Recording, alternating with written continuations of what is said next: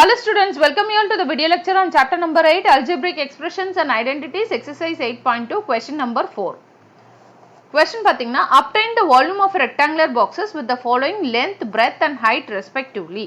So length, breadth and height kuduthirukanga நம்ம வந்து volume of the rectangular box find out பண்ணோம். So volume pathina rectangular box க்கு length into breadth into height. So அப்ப குடுத்திருக்க terms நம்ம வந்து multiply பண்ணா நமக்கு வந்து volume obtain பண்ணிரலாம். So first problem பாத்தீங்கன்னா length என்ன கொடுத்திருக்காங்க 5a, breadth பாத்தீங்கன்னா 3a square and then height பாத்தீங்கன்னா 7a power 4 கொடுத்திருக்காங்க. So அப்போ volume என்னது length into breadth into height. Length into breadth into height. Length வந்து 5a, breadth வந்து 3a square and then height வந்து 7a power 4.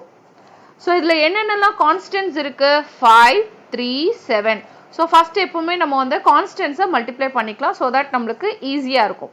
So 5, 3, 7 இதெல்லாம் செப்பரேட்டா multiply பண்ணி எழுதிக்கோங்க. And then என்னென்ன variables இருக்குன்னு பார்க்கலாம். இங்க வந்து a, இங்க a square, இங்க வந்து a power 4. So மூணு டேர்ம்லயுமே நம்மளுக்கு வந்து a தான் variable. Okay, so அப்ப a வை வந்து நம்ம காமனா ஒரு தடவை எழுதினா போதும். So first இது என்னன்னு find out பண்ணிரலாம். 5 3s are 15. Okay, 15 into 7.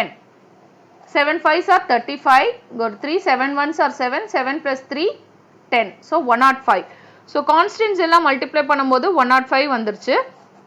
இங்க வந்து ஏன்றதான் மூணு டேர்ம்லயுமே இருக்கு. அப்ப ஏவை ஒரு தடவை எழுதினா போதும்.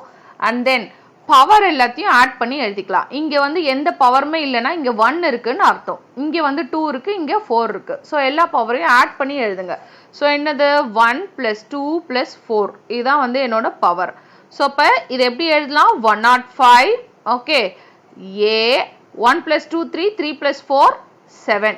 ஓகே, ஸோ 105 a power 7 தான் வந்து என்னோட ஃபர்ஸ்ட் ப்ராப்ளமோட வால்யூம். ஸோ செகண்ட் ப்ராப்ளம் பார்த்தீங்கன்னா length என்ன கொடுத்திருக்காங்க 2p, breadth வந்து 4q, height வந்து 8r. so இதோட வால்யூம் பாத்தீங்கன்னா again length into breadth into height. so இந்த மூணு டேர்மையும் மல்டிப்ளை பண்ணும் 2p into 4q into 8r. as usual first வந்து கான்ஸ்டன்ட்ஸ் எல்லாத்தையும் எடுத்துக்கோங்க. என்னென்னலாம் கான்ஸ்டன்ட்ஸ் 2 4 8 அது எல்லாத்தையும் மல்டிப்ளை பண்ணி எழுதிக்கோங்க. so 2 into 4 into 8. அப்புறம் என்னென்னலாம் வேரியபிள்ஸ் இங்க வந்து p q r இருக்கு. so p into q into r. so 2 4s are 8, 8 8s are 64. அப்புறம் எந்த வேரியபிளுமே வந்து ரிப்பீட் ஆகல. எனக்கு மூணுமே வேற வேற வேரியபிள், அதாவது p தனியா q தனியா r தனியா இருக்கு. so அப்ப p q r அப்படியே எழுதிக்கலாம். so அப்ப 64 into p q r வந்து இதை just 64 p q r னு எழுதிக்கலாம். so constant and then variable அப்படியே எழுதிக்கலாம். ஏன்னா meaning that 64 into p into q into r இருக்குன்னு அர்த்தம். ஸோ நடுவில் மல்டிப்ளிகேஷன் ஆப்ரேட்டர் போடணும்னு அவசியம் இல்லை. ஸோ p ஒரு தடவை இருக்கு, q ஒரு தடவை இருக்கு, r ஒரு தடவை தான் இருக்கு. அதனால இப்படியே எழுதி முடிச்சிடலாம். இதுதான் செகண்ட் ப்ராப்ளமோட answer volume. So coming to the third problem. Third problem பார்த்தீங்கன்னா லென்த் வந்து xy, பிரெத் வந்து 2x square y, height வந்து 2xy square. so இப்போ இதுக்கு வால்யூம் அதே மாதிரி length into breadth into height.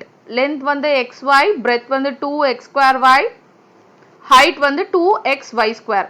as usual first வந்து constants எல்லாத்தையும் multiply பண்ணிக்கலாம். இங்க ரெண்டு கான்ஸ்டன்ட் தான் இருக்கு 2 into 2. அப்புறம் வேரியபிள்ஸ் எல்லாத்தையும் மல்டிப்ளை பண்ணி எழுதிக்கலாம். வேரியபிள் என்ன இருக்கு xy. xy நான் எப்படி எழுதிக்கலாம் x into y ன்னு எழுதிக்கலாம். x square y x square into y ன்னு எழுதிக்கலாம்.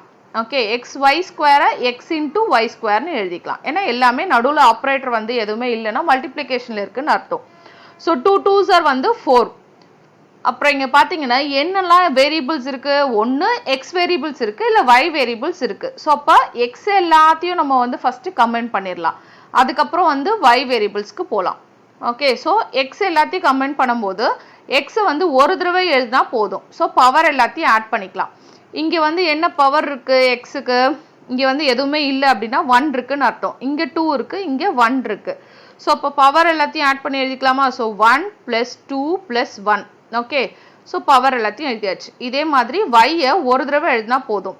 yக்கு பவர் எதுவுமே இல்லைன்னா 1 இருக்குன்னு அர்த்தம், இங்கேயும் 1 இருக்குன்னு அர்த்தம். ஸோ அப்போ 1 plus 1 plus 2.